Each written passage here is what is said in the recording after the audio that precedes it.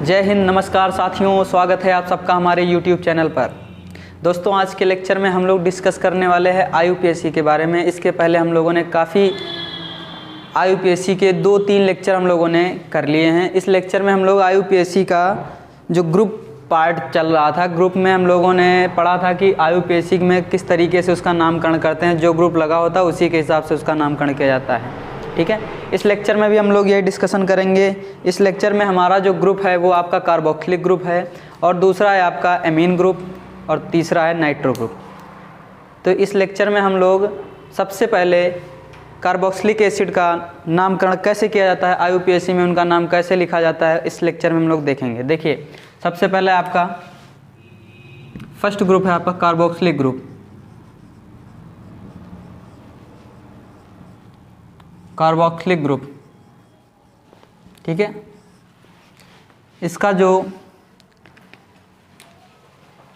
ठीक है carboxylic group जो लगा होता है, हम लोग कैसे पहचानते हैं कि वो कार्बोक्सिलिक ग्रुप लगा हुआ है हमारा। ठीक है, तो कार्बोक्सिलिक ग्रुप में हम लोग देखते हैं किसी कंपाउंड में अगर हमको ये दिखाई पड़ता है, ये आपका लिखा हुआ दिखाई पड़ता है, तो हम समझ जाते हैं कि हमारा कार्बोक्सिलिक ग्रुप है। सिंगल बॉन्ड COOH, या फिर R करके वहाँ पे लिखा होता है single bond C, double bond O, single bond OH। इन दोनों में अगर कोई भी आपको दिखाई पड़ता है उस कंपाउंड में, तो हम लोग पहचान जाएंगे कि वो हमारा कौन सा ग्रुप है, कार्बोक्सिलिक ग्रुप है। उस कंपाउंड में हमारा कार्बोक्सिलिक ग्रुप लगा हुआ है। ठीक है, और ये सबसे पहले ये वाले ग्रुप आपके क्या होते हैं, ये आपके सफिक्स होते हैं।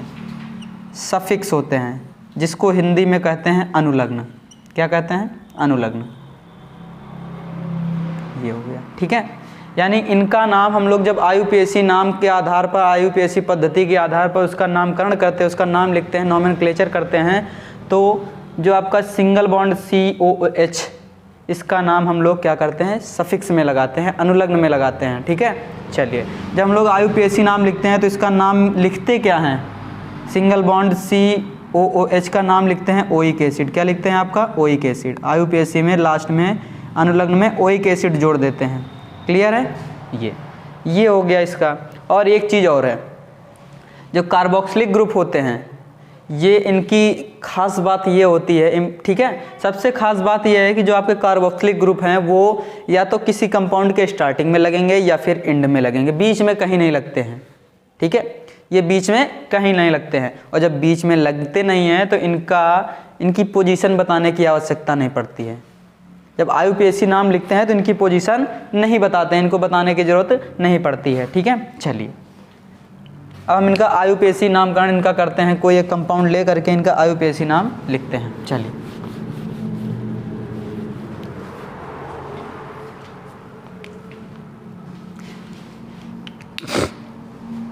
चलिए, जैसे यहाँ पे लिखा हुआ है HCOOH, फर्स्ट कंपाउंड यहाँ पे नाम लिखा हुआ है। सेकंड लिखते हैं यहाँ पे CH3 सिंगल बॉन्ड COOH।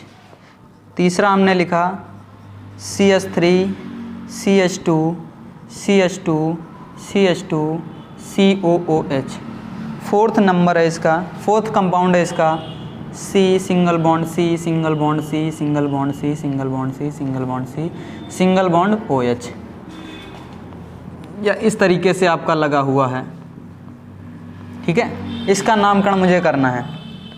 तो IUPAC नोमेनक्लेचर में हमने सबसे पहले बता दिया था कि आपको कार्बन की सबसे लंबी चेन काउंट करनी होती है। ठीक है, और दूसरा हमने बताया था, दूसरा पॉइंट इसका ये था कि हम लोग कार्बन चेन उधर से काउंट करते हैं, कार्बन की काउंटिंग उधर से करते हैं जिधर से हमारा ग्रुप पास में हो, या डबल बॉन्ड या ट्रिपल बॉन्ड पास में पड़ता है। अगर ग्रुप नहीं है, डबल बॉन्ड या ट्रिपल बॉन्ड आपका है, केवल यही है और कोई ग्रुप नहीं लगा हुआ है। ठीक है, यानी एल्काइन में अगर हम बात करें तो हम लोग उधर से नंबर काउंट करते हैं जिधर से आपके डबल बॉन्ड या ट्रिपल बॉन्ड पड़ते हैं। लेकिन हम लोग पढ़ रहे हैं ग्रुप, तो ग्रुप में हम लोग उधर से काउंट करते हैं जिधर आपका ग्रुप पास में पड़ता है। चलिए देखते हैं, यहाँ पे एक ही कार्बन है और पहले ही कार्बन पे आपका क्या लगा हुआ है, COOH, कार्बोक्सिलिक ग्रुप लगा हुआ है वहाँ पे। ठीक है, जब यहाँ पे कार्बोक्सिलिक ग्रुप लगा हुआ तो हमने बताया था एक कार्बन के लिए क्या होता है, मेथ। ठीक है, और इसका नाम लिखेंगे methane plus oic acid. Methane plus oic acid हमने बताया था उस प्रीवियस लेक्चर में कि जब ये दोनों जुड़ते हैं तो ई यहाँ पे क्या हो जाता है, रिड्यूस हो जाता है, हट जाता है यहाँ से, तो क्या हो जाता है, मेथेनोइक एसिड बन जाता है, मेथेनोइक एसिड। क्लियर? तो पहले का नाम हो गया मेथेनोइक एसिड। दूसरा देखते हैं, कितने कार्बन आपको दिख रहे हैं, 1 2, 2 कार्बन है, 2 कार्बन के लिए एथ, तो हो जाएगा एथेनोइक एसिड। ठीक है, एथेनोइक एसिड हो गया। यहाँ पे देखिए कितने कार्बन है, यहाँ पे 1 2 3 4 5 कार्बन के लिए क्या होता है, पेंट होता है। क्या होता है, पेंट। इसका नाम हो गया पेंटेनोइक एसिड, पेंटेनोइक एसिड। ठीक है, यहाँ पे काउंट करते हैं कितने कार्बन है, 1 2 3 4 5 6 7 8, 8 कार्बन के लिए होता है ऑक्ट, ऑक्टेन बनेगा, जाके ऑक्टेनोइक एसिड हो जाएगा।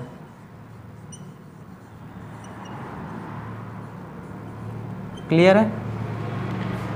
अगर 3 कार्बन होते तो क्या हो जाता, प्रोपेनोइक एसिड। 4 कार्बन होते तो क्या होता, butanoic acid. 5 carbon pentanoic acid. 6 carbon क्या होते हैं, hexanoic acid. 7 carbon heptanoic acid. 8 carbon octanoic acid. ठीक है, और 9 कार्बन के लिए क्या होता है, नोनेनोइक एसिड हो जाता है। ठीक है, और 10 कार्बन के लिए हो जाता है आपका डेकेनोइक एसिड, डेकेनोइक एसिड हो जाता है वहाँ पे। ठीक है, ये था आपका कार्बोक्सिलिक ग्रुप का नोमेनक्लेचर था आईयूपीएसी पद्धति से। ठीक है, अब हम लोग बात करते हैं दूसरे कंपाउंड्स के बारे में। दूसरा है एमीन। क्या है दूसरा, एमीन।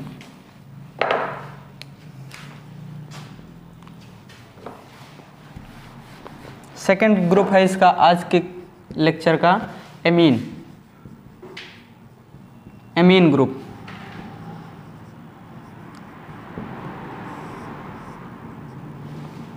एमीन ग्रुप्स का फार्मूला क्या होता है, सिंगल बॉन्ड NH2। क्या होता है, सिंगल बॉन्ड NH2। किसी कंपाउंड में अगर सिंगल बॉन्ड NH2 दिखाई पड़ता है तो हम समझ जाएंगे वो कौन सा एमीन कंपाउंड है वो। ठीक है, अब उसका नामकरण हम लोग करते हैं। सबसे पहले देखते हैं एमीन है, और इसका जो नाम लिखा जाता है ये आपका क्या होता है, सफिक्स होता है। क्या होता है ये, आप सफिक्स। सफिक्स का जैसे बताया था, इसको कहते हैं अनुलग्न, यानी इसका नाम बाद में जोड़ा जाता है। अमीन का नाम बाद में जोड़ा जाता है, और अमीन का नाम लिखा क्या जाता है, यही लिखा जाता है, अमीन। ठीक है, एमीन। आईयूपीएसी में भी इसका नाम यही लिखा जाता है, एमीन। हिंदी में इसको लिखते हैं एमीन। क्लियर है, ये हो गया। और ये कहीं पर भी जुड़ सकता है, किसी भी कार्बन में, चाहे पहले कार्बन पे या बीच में भी किसी कार्बन पे जुड़ सकता है। तो इसका मतलब इसमें हमें नंबरिंग करने की आवश्यकता है, कौन से पोजीशन पे लगेगा, कौन से पोजीशन पे नहीं है वो। तो इसमें हमें क्या करना है, नंबरिंग करने की ज़रूरत है कि इसमें इस जो ग्रुप लगा हुआ है इसके पोजीशन बताने की ज़रूरत है कि कौन से कार्बन पे लगा हुआ है, कौन सी पोजीशन पे लगा हुआ है। क्लियर है? चलिए, तो इसके कुछ एग्जाम्पल से हम लोग देखते हैं। एक चीज़ और यहाँ पे सीख लेते हैं, जैसे हमने बताया ये वाला जो कंपाउंड्स हो गए, ठीक है, एमीन, ये सारे के सारे इस तरीके से, इनका आईयूपीएसी नाम इस तरीके से लिखा जाता है। अगर एल्केन है, ठीक है, एल्केन, और उसमें आपको एमीन जोड़ देना है। क्या करना है, एमीन जोड़ देना है आईयूपीएसी नाम में। तो ई क्या हो जाता है, रिड्यूस हो जाता है, पीछे वाले में बताए थे। तो ये बनेगा जाके एल्केनामिन। क्या हो जाता है, एल्केनामिन हो जाता है, एल्केनेमिन। ठीक है, एल्केनेमिन हो जाता है, हिंदी में एल्केनेमिन हो जाता है। ये ए और आई मिलके ए हो जाता है, एल्केनेमिन हो जाता है। ठीक है, एल्केनेमिन। क्लियर है? चलिए, अब जैसे इन कुछ कंपाउंड्स के देखते हैं और उनका नामकरण हम लोग करते हैं आईयूपीएसी से। अगर एक कार्बन हो जाएगा तो यहाँ पे हो जाएगा मेथेनामिन हो जाएगा, 2 कार्बन एथेनामिन हो जाएगा। ठीक है, एथेनेमिन हो जाएगा। 3 कार्बन के लिए प्रोपेनेमिन हो जाएगा। 4 कार्बन के लिए ब्यूटेनेमिन हो जाएगा। 5 कार्बन के लिए पेंटेनेमिन हो जाएगा। ठीक है, इस तरीके से आपको याद रखना है। चलिए, कार्बन के ऊपर डिपेंड करता है। जैसे एग्जाम्पल हम लोग लेते हैं CH3NH2। पहला है CH3CH2NH2। तीसरा है CH3 CH2 CH2 CH2 NH2, ठीक है। चौथा है CH3 CH2 CH NH2 CH3, ठीक है। ये हो गए 1 2 3 ये 4, ये आपके 4 एग्जाम्पल हैं, इनके नाम लिखने हैं। कितने कार्बन दिख रहे हैं आपको यहाँ पे? एक कार्बन है, और सिंगल कार्बन के लिए मैंने बताया था क्या लिखना है, मेथ, तो हो गया। और उसके बाद हमने बताया था किस आधार पे करते हैं, एल्केनामिन के आधार पर, एल्केनामिन पे। तो केवल इतना ही तो चेंज होगा आपका, अगर एक कार्बन है तो मेथ यानी एल्क हो गया, ठीक है। तो इसका एक कार्बन है तो हो जाएगा मेथ, नाम हो जाएगा मेथेनामिन, मेथेन प्लस एमीन बराबर हो गया मेथेनामिन। कितने कार्बन है? 1 2, फर्स्ट कार्बन पे लगा हुआ, इधर से काउंट करेंगे, ग्रुप हमारा इधर पास में है, 1 2 ये हो गया। अच्छा इधर लगाते हैं तो ये 1 हो जाता है, मतलब इसमें पोजीशन बताने की ज़रूरत नहीं है अभी, पोजीशन हम लोगों को यहाँ से बताने की ज़रूरत है कौन से कार्बन पे लगा हुआ है, ठीक है। पहले और दूसरे में बताने की ज़रूरत नहीं है। तो ये 2 कार्बन हो जाएगा एथेनामिन, क्या हो जाएगा? एथेनामिन, ठीक है। ये हो गया मेथेनामिन, मेथेनामिन, मेथेनमिन, ठीक है, मेथेनेमिन हो गया। ये हो गया एथेनेमिन, एथेनेमिन, एमीन हो गया, ठीक है। आगे इसकी काउंट करते हैं 1 2 3 4, और फर्स्ट पे लगा हुआ है, ठीक है। और फोर्थ कार्बन, 4 कार्बन है, 4 कार्बन के लिए हमने क्या बताया? ब्यूट, ब्यूटेनामिन, ब्यूटेनामिन हो गया। और कौन से कार्बन पे लगा? पहले कार्बन पे, फर्स्ट ब्यूटेनामिन हो जाएगा। इसमें देखते हैं कौन से ग्रुप आपका, इधर से 1 2 3 पोजीशन पे पड़ेगा, इधर से काउंट करते हैं 1 2 3, यहाँ पे 2 पे पड़ रहा है आपका, तो 2 इधर से हम लोग काउंट करेंगे 1 2 3 4, ये हो गया। और 4 कार्बन के लिए मैंने बता रखा है क्या होता है, अभी बताया, ब्यूटेनामिन हो गया,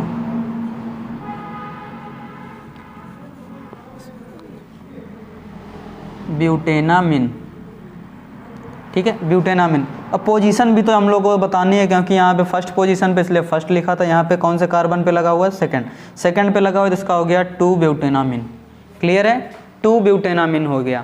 ब्यूटेनामिन या ब्यूटेनामिन बात वही है, ठीक है। ये हो गया आपका, ये कंपाउंड दूसरा है, ये कंपाउंड दूसरा है, क्यों? क्योंकि यहाँ पे जो ग्रुप लगा हुआ है, एमीन ग्रुप लगा हुआ है, उसकी पोजीशन यहाँ पे पहले कार्बन पे है, यहाँ पे दूसरा। जब पोजीशन चेंज तो मतलब कंपाउंड चेंज हो गया आपका, ठीक है। बाकी कार्बन उतने ही हैं, सब कुछ उतना ही है, बस केवल कार्बन, उसकी ग्रुप जो नाइट्रो ग्रुप लगा हुआ उसका पोजीशन चेंज हुआ, इसका मतलब ये दूसरा कंपाउंड हो गया, दूसरा कंपाउंड हो गया, आ गया। ये एमीन ग्रुप हो गया आपका। अब आगे चलते हैं नाइट्रो ग्रुप की ओर, जो आज के सेशन का तीसरा ग्रुप है आपका, ठीक है, तीसरा और आखिरी ग्रुप है आज के सेशन का। चलिए तीसरा है आपका, ठीक है, नाइट्रो ग्रुप।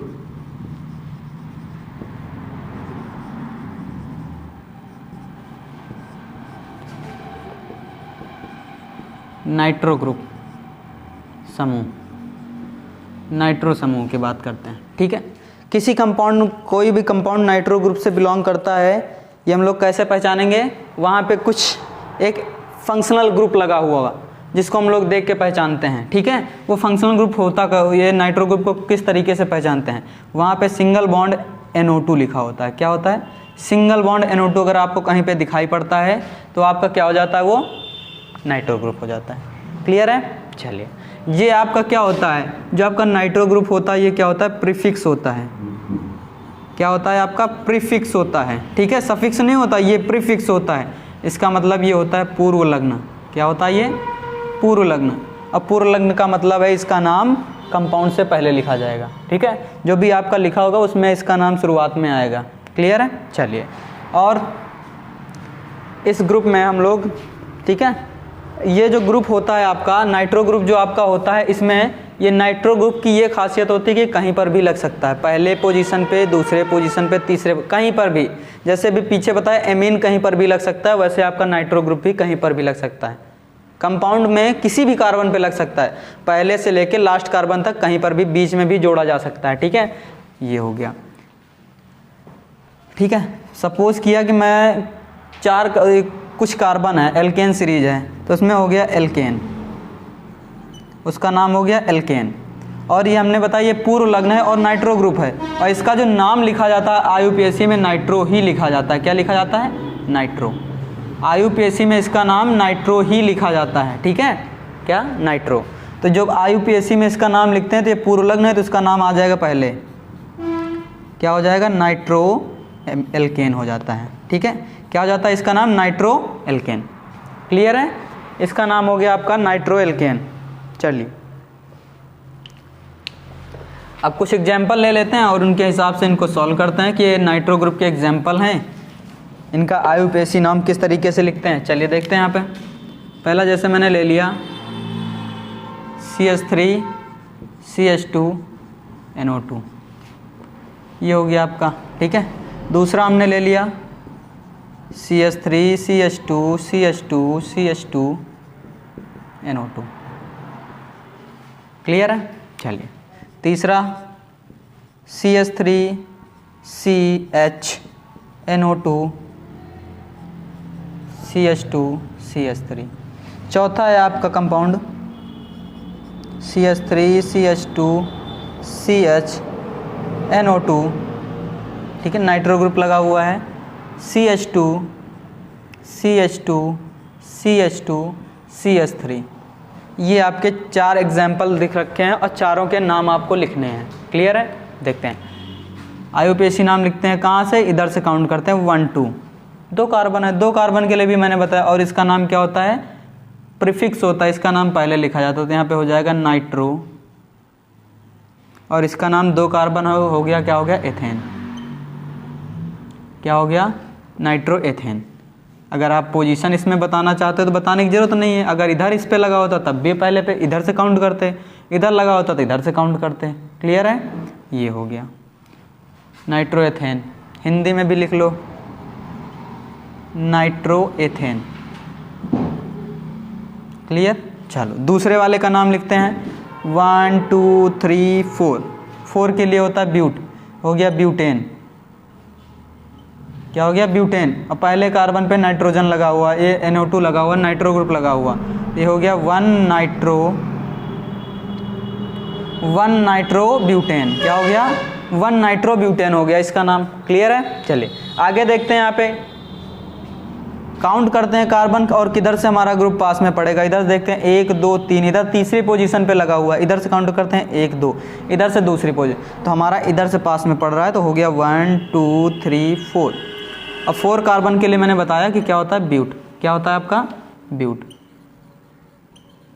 ब्यूटेन हो गया आपका। सेकेंड पोजीशन पे लगा हुआ तो 2 लिख दिया।